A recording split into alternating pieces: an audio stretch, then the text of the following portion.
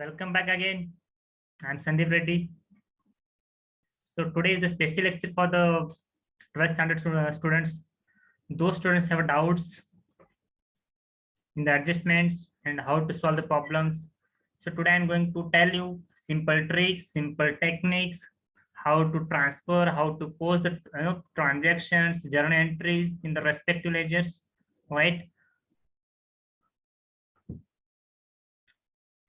Hello बच्चा company, good evening, good morning, good afternoon, जो जब देख रहा है वीडियो उसके लिए। चलो सब लोग अपने अपने स्टार्ट करो वीडियो भाई। और आपका जो सेशन है only for you because of the reason, आज का सेशन में आपकी जो कुछ भी डाउट्स रहेंगी related to the final accounts वो आप पूछ सकते हो। जिस प्रॉब्लम में जो आपको एडजस्टमेंट समझ में नहीं आ रही है वो पूछ सकते हो, जो डाउट है वो पूछ सकते हो। ठीक है, चलो वन बाय वन जो किसका किसका डाउट है वन बाय वन पूछ सकते हो, कोई दिक्कत नहीं भाई। हाय श्रीराम, हाय मेलविन, हाय दिया, तफीम। चलो बेटा डाउट पूछो, जो जो जिसको डाउट्स है आप पूछ सकते हो डाउट। चलो आपके सामने अभी ये आ गया, स्क्रीन आपके सामने आ गया, फाइनल अकाउंट्स। आप पूछ सकते हो इसमें से कोई भी डाउट।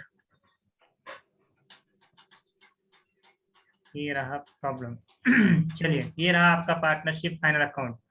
चलिए अभी इस चैप्टर में, पूरे चैप्टर में हमने प्रॉब्लम पूरे के पूरे सॉल्व किए हैं, सॉल्व प्रॉब्लम भी किए हैं हम लोगों ने और अनसॉल्व भी किए हैं। अगर आपको इसमें इस चैप्टर में आपको कुछ पर्टिकुलर्स डाउट्स होते हैं तो ये सेशन उसी के लिए है। आपको जो एडजस्टमेंट नहीं समझ में आता है मैं आपको एक्सप्लेन करके बताऊंगा। चलो वन बाय वन बता दो, इसका डाउट है भाई पहले। सर वो हिडन एडजस्टमेंट। किसका, मेलविन आपका डाउट है बेटा? हाँ सर। प्रॉब्लम नंबर बता सकते हो आप? प्रॉब्लम नंबर नहीं, वो हिडन एडजस्टमेंट का ही है, कैसे ठीक है मैं बता ढूंढने देता हूँ, का। मैं बता देता हूँ, रुको जाएगा। हाँ सर। हिडन एडजस्टमेंट का मतलब ये होता है, यहाँ पे देखो पहले प्रॉब्लम में दिया हुआ है। अब ये हिडन एडजस्टमेंट मतलब क्या होता है बेटा, जो एडजस्टमेंट ट्रायल बैलेंस में ही दिया होता है। जैसे कि अब ये एडवर्टाइजमेंट है यहाँ पे, राइट?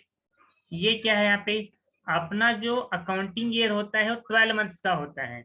बट यहाँ पे जो एडवर्टाइजमेंट एक्सपेंसेस है ना, 4500 पेड किया हुआ है 9 मंथ्स के लिए। बट बाकी 3 मंथ्स कहाँ पे चले गए? इसका मतलब हमें स्टिल पेएबल है वो अमाउंट। मतलब हम जब इफेक्ट दिखाएंगे इसके यहाँ पे, अब आ जाते हैं हम फाइनल अकाउंट में आ जाते हैं बेटा। फाइनल अकाउंट दिखाई दे रहा है आपको यहाँ पे? अभी यहाँ पे देखो ये आपका फाइनल अकाउंट है यहाँ पे। ये आपका trading and profit and loss account है, बराबर है। अभी यहाँ पे क्या करेंगे हम लोग, एडवर्टाइजमेंट कहाँ पे बेटा वो देखेंगे। एडवर्टाइजमेंट कहाँ पर, ये देखो आपका एडवर्टाइजमेंट है यहाँ पे। ठीक है, ये एडवर्टाइजमेंट क्या है यहाँ पे आपके लिए, ये दिया है एडवर्टाइजमेंट फॉर 9 मंथ्स दिया है यहाँ पे। ठीक है, यहाँ पे जो एडजस्टमेंट दिया हुआ है 9 मंथ्स के लिए दिया है और हमें फाइंड आउट करना है 12 मंथ्स के लिए। आप देख लो यहाँ पे हमारी जो एडजस्टमेंट की जो कॉस्ट है एडवर्टाइजमेंट की, 9 मंथ्स के लिए 4500 है। तो 12 मंथ्स के लिए कितना आ जाएगा, मतलब 3 महीने का इसमें क्या है अभी भी आउटस्टैंडिंग है बेटा। हमें 12 महीने का पेड करना था बट हमने आज की डेट में ओनली 4500 पे किए हैं। तो अभी आप क्या करोगे बेटा, 4500 इंटू 12/9, राइट? तो कैलकुलेट करने के बाद यहाँ पे आ जाएगा अपना 6000 आंसर आ जाएगा। 4500 इंटू 12/9 मतलब 6000 आ जाएगा। आप जब एडवर्टाइजमेंट लिखोगे यहाँ पे बेटा, यहाँ पे आउटर कॉलम में लिखोगे आप यहाँ पे 6000, इनर कॉलम में लिखो 4500 और आउटर कॉलम में लिखो यहाँ पे 6000 लिखो यहाँ पे। ठीक है, और यहाँ पे क्या करो, आपको एड आउटस्टैंडिंग एडवर्टाइजमेंट लिखो यहाँ पे। कितना है 1500। अभी आपके दिमाग में एक सवाल रहेगा कि सर 1500 कहाँ से आया? तो 6000 माइनस 4500, हमें 6000 पेड करने थे बट हमने पेड कितने किए हैं यहाँ पे 4500 किया है। बट 3 महीने का अभी भी हमें क्या है बेटा पेएबल है वहां पे। Is it right? समझ में आया? हाँ सर। तो अब ये हो गया पहला इफेक्ट इसका। अभी सेकंड इफेक्ट कहाँ पे दिखाएंगे हम इसका, अभी भी हमें पेएबल है, हमें पे करना है, तो इसका मतलब वो हमारे लिए लायबिलिटी मानी जाती है। तो ये आपका आएगा यहाँ पे आउटस्टैंडिंग एक्सपेंसेस करके, यहाँ पे आएगा 1500 आएगा यहाँ पे, आउटस्टैंडिंग एडवर्टाइजमेंट 1500, 6000 नहीं आएगा। बहुत सारे बच्चे यही मिस्टेक्स करते हैं कि 6000 लिखते हैं वहां पे, वो नहीं लिखना है हमें वहां पे। 6000 was the total amount which is paid by the firm to the advertisement agency. ठीक है, तो पहला इफेक्ट वहां पे हो गया, दूसरा इफेक्ट यहाँ पे हो गया। Is it clear up to this बेटा? हाँ सर। ना सेकंड डाउट और कुछ है? सेकंड डाउट किसको डाउट है? सेकंड और हिडन एडजस्टमेंट क्या होता है? जैसे कि ये देखो यहाँ पे परचेसेस लिखा हुआ है, जब भी आप पोस्टिंग करोगे ना क्रेडिट साइड में देखना है कुछ रिटर्न्स है क्या, ये भी 4000 क्या है, रिटर्न्स है। तो जब आप परचेसेस लिखोगे ट्रेडिंग अकाउंट के डेबिट साइड में, यहाँ पे अमाउंट कितना है आपका 1,48,000 है, राइट, माइनस परचेस रिटर्न 4000, तो आउटर कॉलम में आ जाएगा बेटा आपका 1,44,000। Is it clear? जो एडजस्टमेंट ट्रायल बैलेंस के अंदर ही होती है, बट वो हमें पता नहीं चलती है। जब कब पता चलती है? जब हम उसको सॉल्व करते हैं, समझ के प्रॉब्लम पूरा पढ़ते हैं, समझने के बाद ही हमें वो समझ में आती है। अरे बहुत सारे बच्चे क्या करते हैं ना, ये जो स्टेटमेंट है ना उसको देखते ही नहीं है, डायरेक्ट एडवर्टाइजमेंट देखते हैं, 4500 डायरेक्ट ट्रांसफर करते profit and loss account debit side में आउटर कॉलम में, and at the end problem he tally नहीं होता है, 1500 का सॉरी फर्क ही आता है, वहां पे डिफरेंस ही आता है। तो इसीलिए आप सबसे पहले क्या किया करो कि प्रॉब्लम में एडवर्टाइजमेंट है, सॉरी कुछ हिडन एडजस्टमेंट है या नहीं है, वो देखना है। जैसे कि और देखा जाए यहाँ पे जो है, एक मिनट, अभी यहाँ पे देख लो,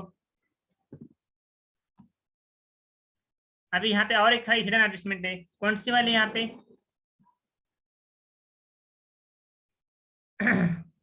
हाँ,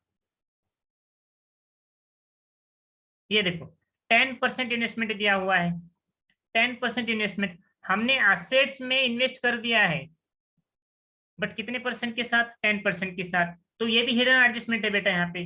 तो 20,000 इंटू 10/100 करोगे तो आपका जो इंटरेस्ट मिलेगा, जो हमने इन्वेस्टमेंट किया है ना उसके ऊपर इंटरेस्ट मिलेगा आपको यहाँ पे 2000 बेटा। तो इसका इफेक्ट कहाँ पे जाएगा? बैलेंस शीट की जो एसेट्स है उस साइड में इन्वेस्टमेंट के नीचे ऐड करेंगे हम 20,000 प्लस 2000, पहला इफेक्ट हो जाएगा ना। सेकंड इफेक्ट कहाँ पे जाएगा बेटा आपका? ये प्रॉफिट एंड लॉस अकाउंट के क्रेडिट साइड में जाएगा, यहाँ पे क्रेडिट साइड में चला जाएगा। क्यों चला जाएगा? Credit all incomes and gains, that is why. समझ में आया अभी ये हिडन एडजस्टमेंट दोनों भी? हाँ सर। Very good. आगे कौन है भाई, किसका डाउट है? 1 बाय 1 पूछो आप लोग। हाँ सर एडजस्टमेंट है पेज नंबर 39 पे। पेज नंबर 39 पे है आपका एडजस्टमेंट। एक मिनट है बेटा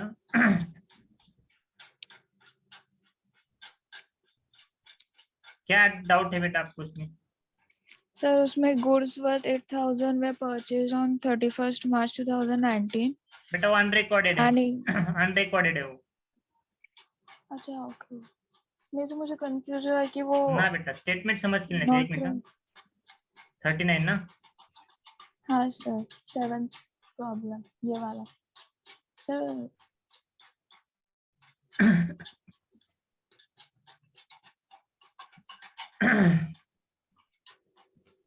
7th 1 ना? हाँ सर। चलो इसमें क्या एडजस्टमेंट में डाउट है बेटा आपको? सर 6th वाले में Goods Not worth recorded in rupees the books of 8,000 were purchased on 31st March 2019 and included in the closing stock but not recorded in the books of account। अभी ये क्या है बेटा? ये आपका परचेस किया है हमने 31st मार्च को, बट उसका एंट्री ही नहीं किया है हमने। बट अपना एंड कब होता है? तो साल कब खत्म होता है? 31st मार्च को होता है, राइट। तो ये आपके क्या माने जाएंगे बेटा? अनरिकॉर्डेड परचेसेस माने जाएंगे। अभी ये जो आपके अनरिकॉर्डेड परचेसेस जो है, इनके दो इफेक्ट होते हैं। एक तो क्या करना है आपको, परचेसेस में एडेड करना है वहां पे अनरिकॉर्डेड परचेसेस करके, राइट। और दूसरा जो इफेक्ट है ना लायबिलिटी साइड में चला जाएगा under the sundry creditors. Sundry creditors उसके आपकी सन्ड्री क्रेडिटर्स कितने हैं बेटा ऊपर, लायबिलिटी कितनी है सन्ड्री क्रेडिटर्स की? सर 23,000। सन्ड्री क्रेडिटर्स में 23,000 प्लस अनरिकॉर्डेड परचेसेस 8,000। ठीक है, 23 प्लस 8 कितना होता है बेटा? 31,000। आउटर कॉलम में आपका सन्ड्री क्रेडिटर्स का अमाउंट आ जाएगा। राइट, कुछ भी चीज अनरिकॉर्डेड है रेस्पेक्टिव आइटम्स रिलेटेड, यहाँ पे क्या दिया है? अनरिकॉर्डेड परचेसेस कहा गया है।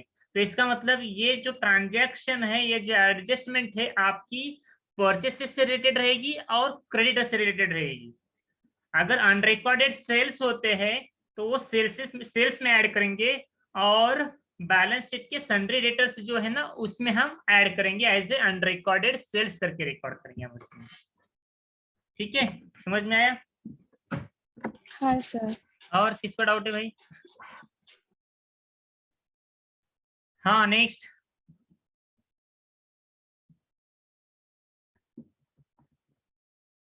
तनु श्रीराम डाउट पूछो बेटा आप लोग, कोई दिक्कत नहीं है, ये आपके लिए ही आज special session. Tafheem any doubt?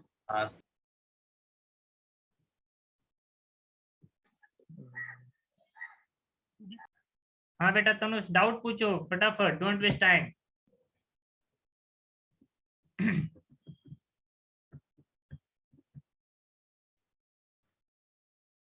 Shriram आपको डाउट है बेटा? सर हुआ ना हुआ हिडन एडजस्टमेंट का ही था सर। ओके, मेलविन आपका क्या डाउट है बेटा? और नहीं सर अभी नहीं है, बस हिडन एडजस्टमेंट था। ओके, तफीम आपके लिए कोई डाउट है बेटा? और नहीं सर। अगर होगा तो आप पूछ सकते हो, कोई दिक्कत नहीं है, क्योंकि आज आपका खाली डाउट सेशन का पार्ट रहेगा। इसमें कुछ भी डाउट होता है तो आप पूछ सकते हो, कोई दिक्कत नहीं है। Okay sir. हाँ तनुष आपको कोई डाउट है बेटा? नहीं सर। आप देख लो, शायद आपको इसमें डाउट हो सकता है। ये मशीनरी का जो है ना, ये भी इसमें डाउट हो सकता है बहुत सारे बच्चों को। हाँ, अब यहाँ पे देख लो, मशीनरी दिया हुआ है 25,000 आउटर कॉलम में, बट ब्रैकेट में कहा गया है एडिशंस ऑन 1 अक्टूबर 2018 10,000। इसका मतलब क्या है यहाँ पे समझ के लेते हैं। अभी यहाँ पे देख लो, हमारा जो फाइनेंशियल ईयर है वो 31 मार्च 19 को क्लोज हो रहा है। इसका मतलब 1 अप्रैल 2018 से स्टार्ट होगा एंड 31 मार्च 2019 को खत्म होगा। तो ये जो मशीनरी उन्होंने बीच में लिए हैं 10,000 की अक्टूबर से 1 अक्टूबर 2018, अक्टूबर, नवंबर, दिसंबर, जन, फरवरी एंड मार्च, बराबर है? कितने महीने हो जाते हैं यहाँ पे? 1 महीना, 2 महीना, 3 महीना, 4, 5, 6, 6 मंथ्स हो जाते हैं। तो अभी मैं आपको यहाँ पे कैलकुलेशन करके दिखाऊंगा। यहाँ पे रेट ऑफ डेप्रिसिएशन कितना बेटा इसमें?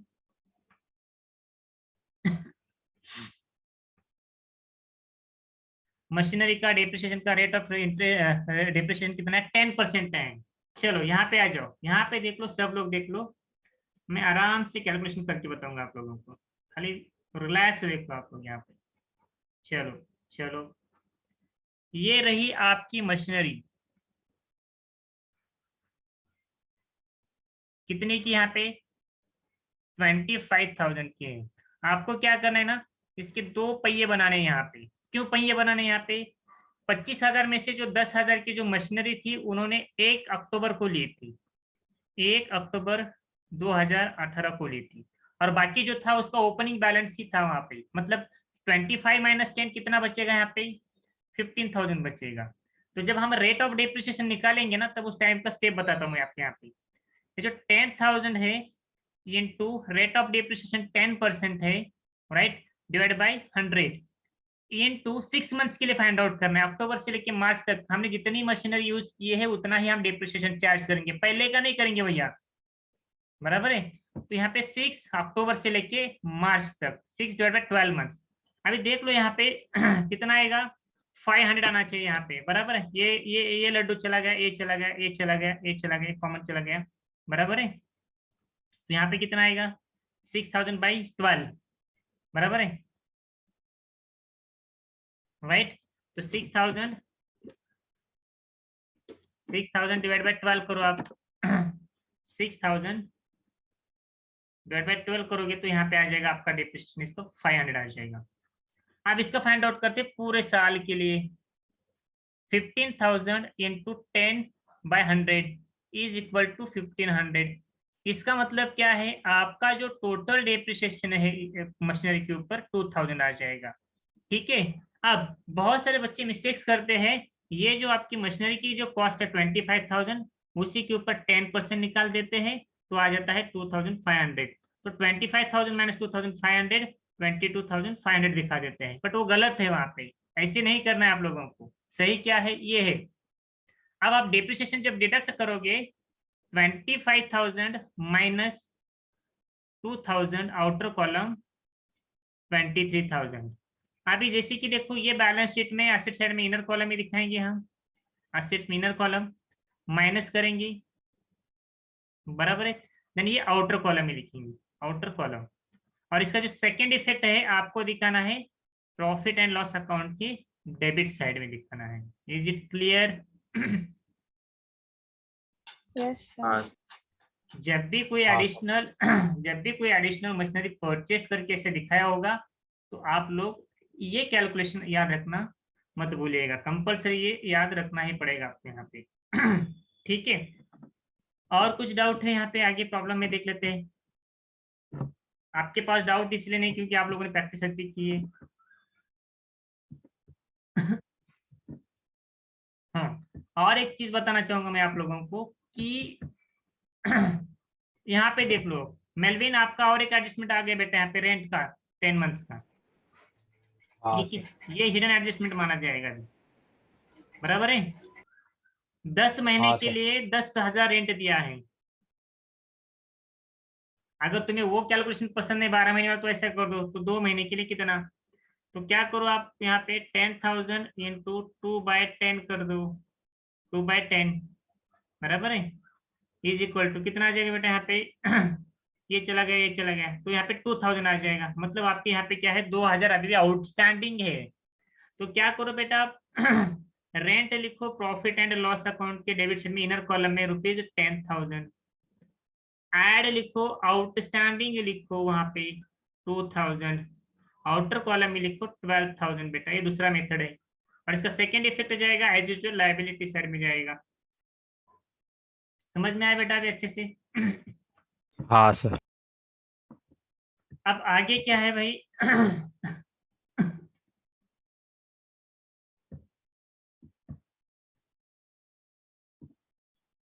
करंट अकाउंट से रिलेटेड कोई डाउट होगा तो पूछ लो। कैपिटल अकाउंट आपको करंट अकाउंट या तो फिर कैपिटल अकाउंट कब बनाना, मैंने पहले बोला आप लोगों को, बराबर है।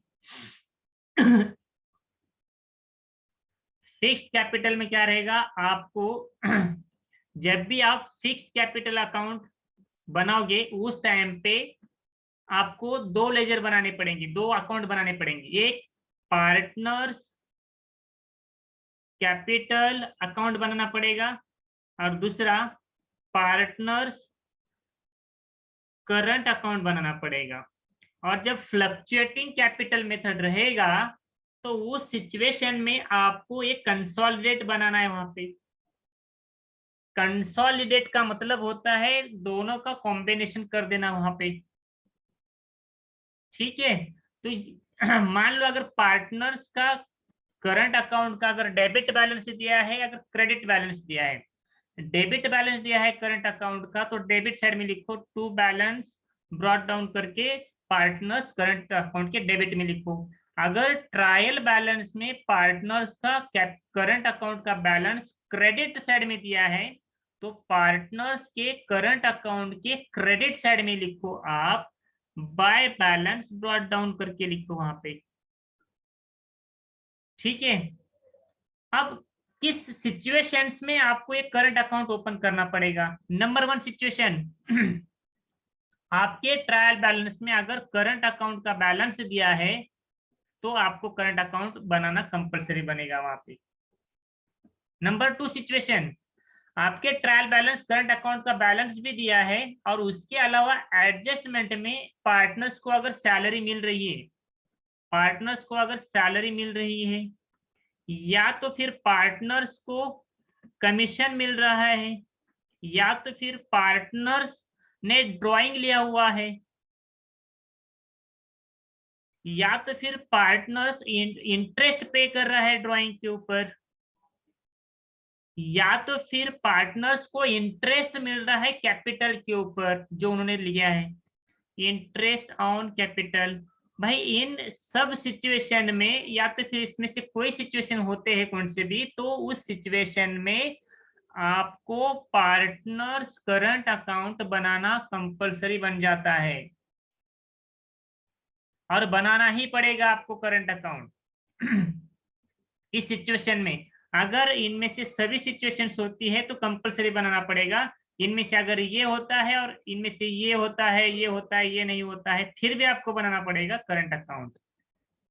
बट कंपलसरी में ये आ गया तो कंपलसरी में बनाना ही पड़ेगा। तो ये इतने सिचुएशंस है, इतने सिचुएशन में आपको पार्टनर्स करंट अकाउंट बनाना कंपलसरी माना जाता है। ठीक है? समझ में आया सबको? कोई दिक्कत नहीं यहाँ पे? हाँ सर। Yes, sir. अब और एक एडजस्टमेंट में कवर कर देता हूँ जो कि इंपॉर्टेंट होती है। अब यहाँ पे क्लोजिंग स्टॉक देखो, यहाँ पे 28,000 दिया है, एक कॉस्ट प्राइस है भैया, और मार्केट प्राइस कितना दिया है 32,000। ये आपका मार्केट प्राइस है 32,000 और कॉस्ट प्राइस है 28,000। ऐसे सिचुएशन में जब भी क्लोजिंग स्टॉक के दो अगर अमाउंट्स दे रहेंगे एडजस्टमेंट में, तो आपको उस टाइम पे एक ही चीज करनी है, वहां पे दोनों में से जो लोअर कॉस्ट रहेगी, लोअर अमाउंट जो रहेगी, that will be your closing stock value. तो ये दोनों में लोअर कौन सी है? यहाँ पे 28,000 है, तो ये 28,000 ही हम कंसिडर करेंगे, इसको कहीं पर भी हम कंसिडर नहीं करेंगे। तो इसका जो इफेक्ट हो जाएगा, पहला ट्रेडिंग अकाउंट क्रेडिट साइड में चला जाएगा और दूसरा जो जाएगा अपना बैलेंस शीट के असेट साइड में चला जाएगा। Is it clear? Yes, sir.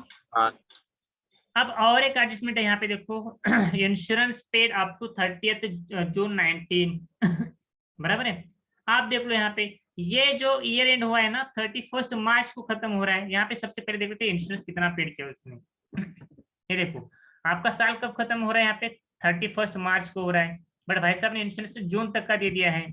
अब इंश्योरेंस का अमाउंट कितना है वो देख लेते हैं सबसे पहले। इंश्योरेंस का अमाउंट कितना है यहाँ पे आपका 7,500। मतलब ये जो अमाउंट है ना 7,500, उसने है ना, अभी ये देखो अप्रैल मई जून, मतलब 15 महीने के लिए पेड किया है उसने वहां पे, बराबर है ना। अपना जो ईयर होता है 1 अप्रैल से चालू होता है 2018 से, और 31 मार्च को खत्म हो रहा है 19 को। बट 19 के बाद क्या है? अप्रैल मई एंड जून, ये 3 महीने का उसने एडवांस में दे दिया है, बराबर है। अभी सिंपल कैलकुलेशन करो आप, यहाँ पे कितना अमाउंट है वहां पे 7,500 डिवाइड बाय 15 मंथ्स कर दो, मतलब मंथ वाइज मिल जाएगा। 7,500 डिवाइड बाय 15 मंथ्स कर दो तो 500 रुपीज आ जाएगा। तो कितने महीने के लिए दिया उसने? वहां पे 3 महीने के एडवांस दिया है, अप्रैल मई जून। तो 500 इंटू 3 कर दो, वहां पे कितना हो जाएगा? 1,500 आ जाएगा। तो पहला इफेक्ट क्या करो आप, वहां पे जो आपने प्रॉफिट एंड लॉस अकाउंट के डेबिट साइड में इनर कॉलम में लिखो, पहले सबसे इंश्योरेंस लिखो 7,500 माइनस प्रीपेड इंश्योरेंस 1,500, बराबर है। 7,500 माइनस 1,500 कर दो, वहां पे कितना हो जाएगा भाई? 6,000 हो जाएगा आउटर कॉलम में। ये हो गया प्रॉफिट एंड लॉस अकाउंट का डेबिट साइड का कैलकुलेशन। अब ये जो आपके 1,500 जो है ना, उसका इफेक्ट जाएगा बैलेंस शीट के असेट साइड में चला जाएगा, वहां पे प्रीपेड इंश्योरेंस करके चला जाएगा। Is it clear? कोई डाउट नहीं है भैया? बिल्कुल नहीं होना चाहिए डाउट। नहीं सर। नहीं सर। ठीक है, चलो आगे क्या डाउट है?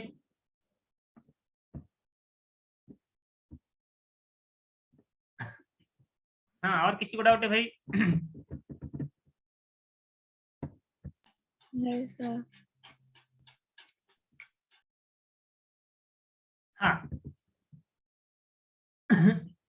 अभी एक ऐसे का एडजस्टमेंट है, वही बता दूंगा मैं आपको यहाँ पे। वो प्रॉब्लम देखना पड़ेगा कौन सा नंबर का है। नहीं है यहाँ पे, तो नहीं है, बट यहाँ पे होगा शायद वो goods destroyed by fire but insurance company admitted to claim, ऐसा कुछ एडजस्टमेंट रहता है। तो कौन से नंबर का प्रॉब्लम है वो?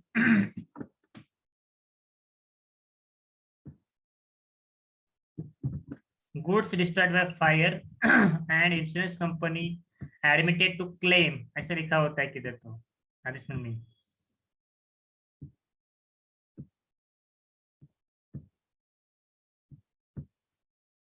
कौन सा प्रॉब्लम नंबर है? ढूंढो ढूंढो, फटाक से ढूंढो।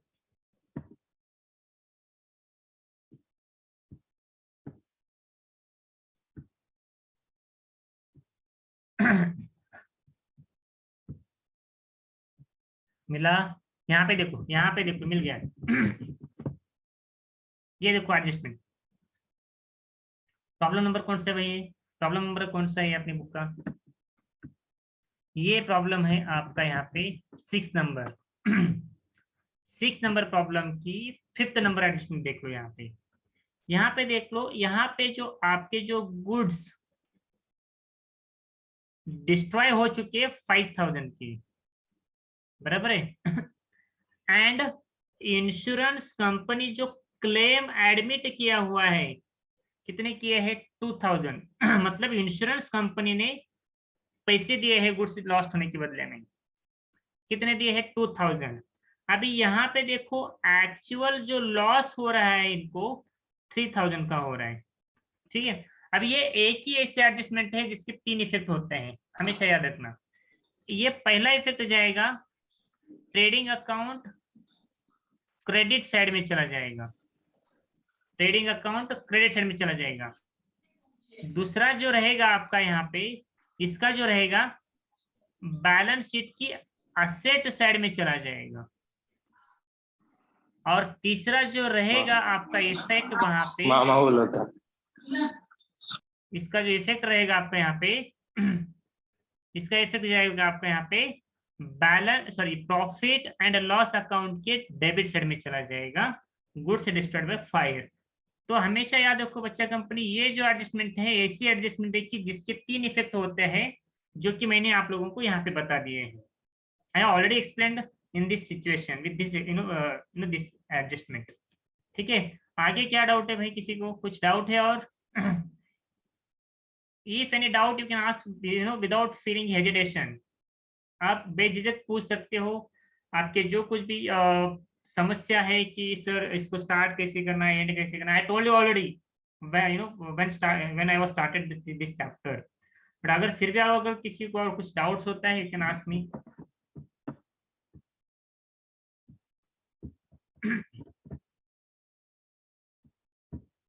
ठीक है, और किसी को डाउट?